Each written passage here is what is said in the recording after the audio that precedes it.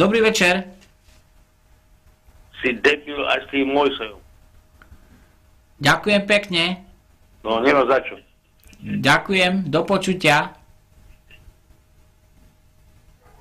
Takže ďakujem tomuto. Áno, presne na to slúži táto terapia. Terapia Braňa Mojseja slúži aj takýmto ľuďom, ktorí potrebujú si povedať to, čo majú na srdci, to na jazyku. Čiže keď ja si myslím o niekom, že je debil, tak mu poviem, že je debil. Tento človek si to myslí o mne, ja mu v tom nemôžem brániť, ani nebudem brániť, pretože je to jeho slobodný názor. Takže áno, dobrý večer. No sere ty pak drbnutý. Áno, ďakujem.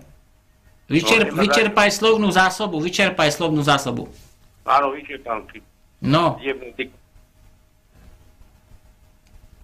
No, čiže už je to... Ale toto je na tom fascinujúce, že vidíte, bude vám nadávať takýto človek, ale aj napriek tomu bude sledovať presne vás a nemôže vás ani zniesť. Keď mi niekto toto vysvetlí, že či je to ako, keď je toto normálne, tak tomu nerozumiem. Akože. Alebo nech mi to niekto vysvetlí, ako je to možné. Lebo ja keď niekoho neznášam, nemôžem, neznesiem jednoducho, nechcem, hej, tak ho nebudem jednoducho sledovať a budem sledovať niečo iné.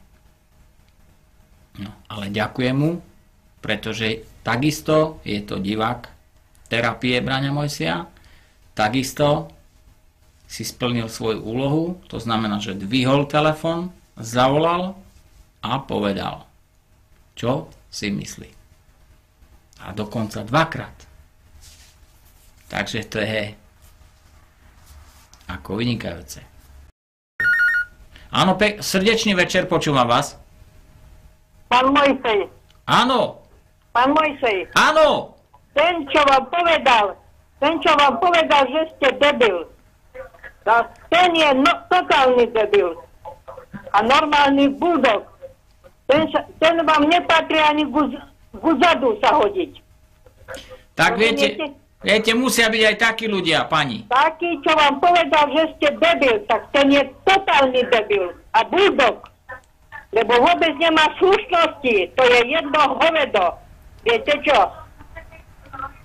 Tak ďakujem za váš názor. Áno, veď ste človek na úrovni. Ďakujem. To môže byť. Dobre, ďakujem pekne. Ďakujem pekne, príjemný večer. Majte sa. To bolo. Majte sa. Ďakujem. Ďakujem pekne.